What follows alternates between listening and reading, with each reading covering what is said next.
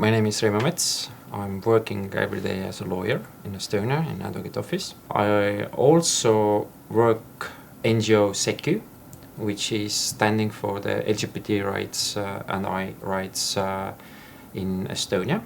So basically our NGO is really practical NGO who is fighting and representing customers in court. So our customers mainly are LGBTI people who have somehow tackled with law and have problems in different areas of their life. Same-sex couples, how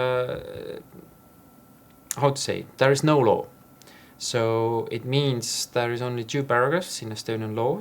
One is the constitution, which protect any grounds in equality, and every man should be equal.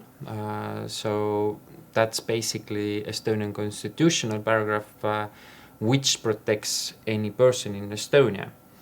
It doesn't say explicitly that it is also sexual minorities, although the local Councillor of Justice have said that LGBTI rights are among this paragraph.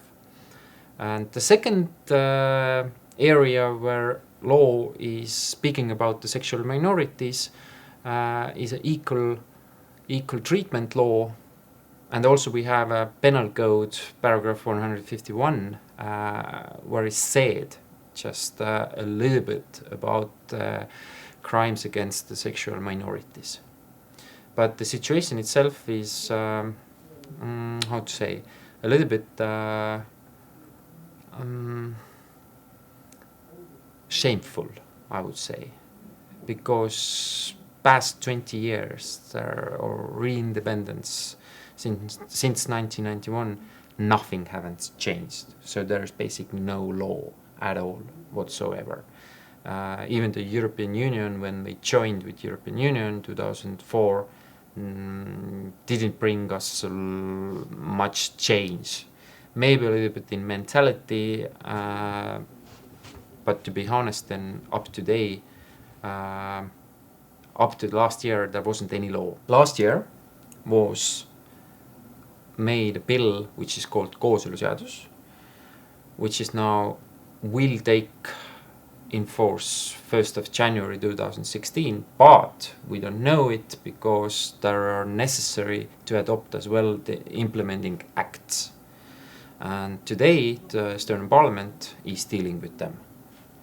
So hopefully everything goes well and we can basically go to the notarius on the 1st of January 2016, and that gonna make Estonia as the first ex-Soviet Union country who have that kind of legislation at all. If the implemented acts will not be adopted to the law, then definitely that's the consequence. What happens next is a question that we do have a law which should be in force 1st of January. So it means Estonian government or the parliament have said that I have no reason to doubt that the law will not take effect on the 1st of January.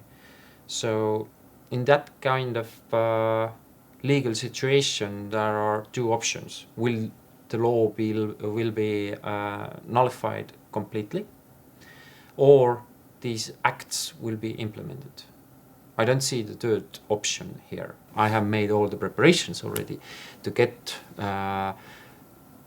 this kind of binding contract with my partner. And if it's not happening, then the government, this republic, have lied to me. And this is one of the things what no state can be making. These are the questions more or less for the social studies, why people have stuck in the mentality of the Soviet Union time, whereas they say like none of them didn't like it, but they bring up their kind of systems or kind of things what they do like it. They do like it to be against somebody. On what grounds, I don't understand that. Because if we all came from the Soviet Union, then we should be all equal. We all wanted to be free. But now somehow they think that they are more free than others are. So they are creating themselves exactly how they were treated. They are now majority, and they are discriminating minorities inside Estonia. So in a big Soviet Union, all nation was minority. Then it wasn't okay. But now they are playing this kind of hypocritical face where they are exactly the same position and they are discriminating us. I think this is hypocritical. This is embarrassment. Estonians are considering themselves more or less to belong to the Scandinavia than they go to the eastern part of Europe. They don't like it because eastern part of Europe, that sounds not really, wow, that's eastern part, it's something different. We are better. And Estonians love to be first ones, all these different tables. We are first in Skype, we are first on that, we are first in the consuming alcohol and so on, so always on the top. Why Estonians introduced this law first? Probably because a good background work which have been done, changes in society, and in general understanding human rights, plus, which is really important and not less important, is religion.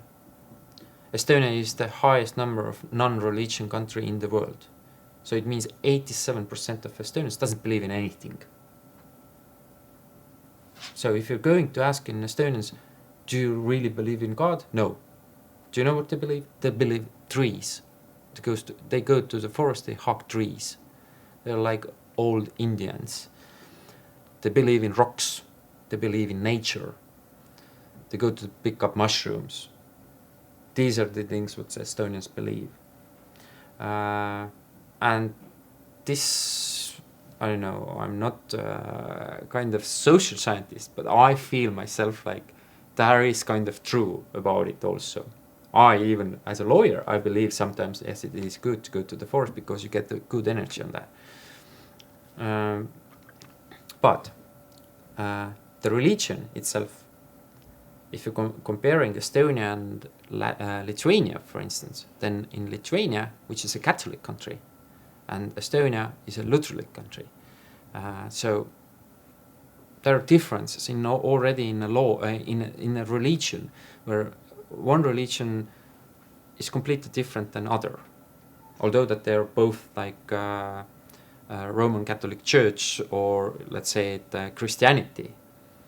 Then in my mind at least, maybe I'm making a mistake at the moment, or I'm harming someone who is really believing it, but in my mind the not Orthodox, but Protestant church is saying like in every Sunday, well, thank you for coming and now go to work.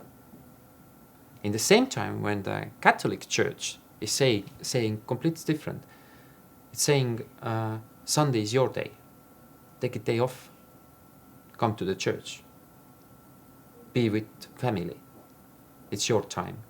You see, here lies already a basic understanding of different mentality, and Estonians are, in that sense, kind of workaholics, that they are really forcing to achieve and work, and through this hard work you'll get the results. Maybe that's the consequence what happened or why it happened. And obviously Estonia have always said that we don't believe we not exactly like we doesn't belong to the politics. Yes, we do, but we have a language barrier, so it's a linguistical point as well, because we are more similar with the Finnish language, obviously, because we belong to the Finno-Ugri nations than other Baltic countries.